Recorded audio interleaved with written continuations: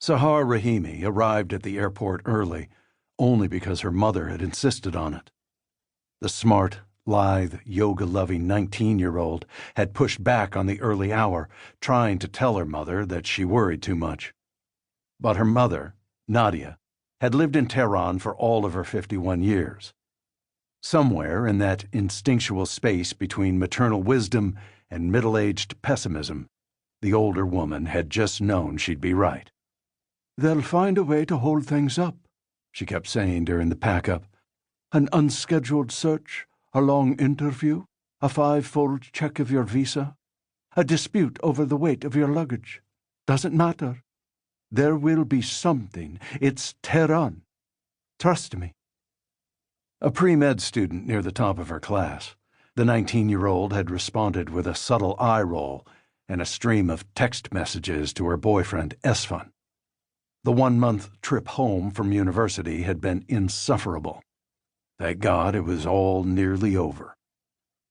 With a long, labored breath, Sahar had gone on to explain to her mother that the world was no longer quite so jammed up as it once had been, even in Iran. The magic of technology had smoothed things out. Today's Tehran was not her mother's Tehran. It was, the daughter had advised, perhaps time for a more optimistic outlook.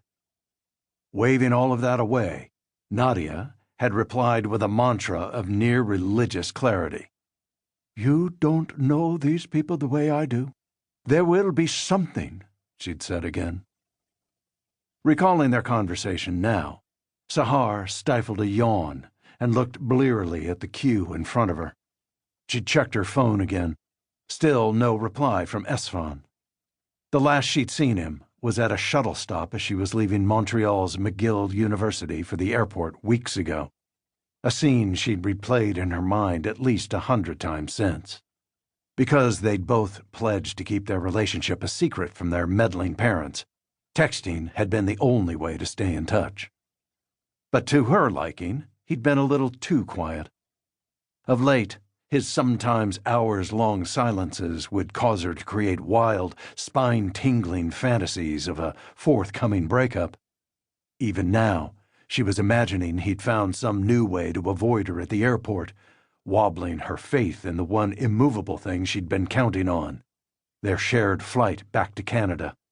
This morning's flight.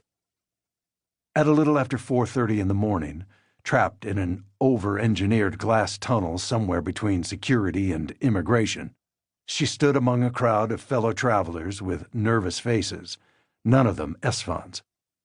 Adding to her anxiety, in the close confines of the tunnel, the line had ballooned and lost its shape. There was some kind of delay up ahead. Grudgingly, she'd begun to think her mother might have had a point.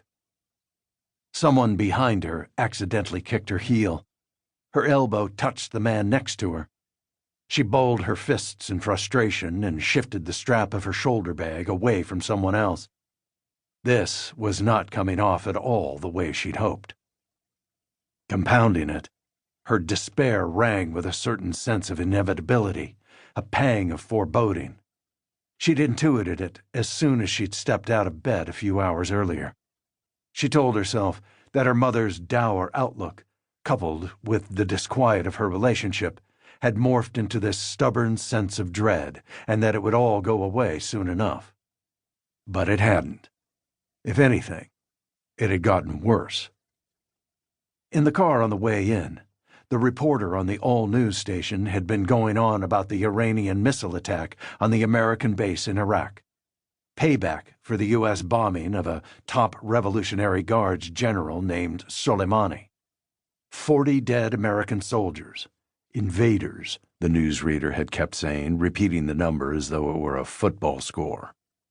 Hearing this, her mother had stabbed the steering wheel with an index finger. "That's it," she'd said. "The fools." Now, ignoring the jabs of the crowd, Sahar could picture her mother sitting in the parking lot out there somewhere, waiting in their snow-mottled sedan, obsessing on the news.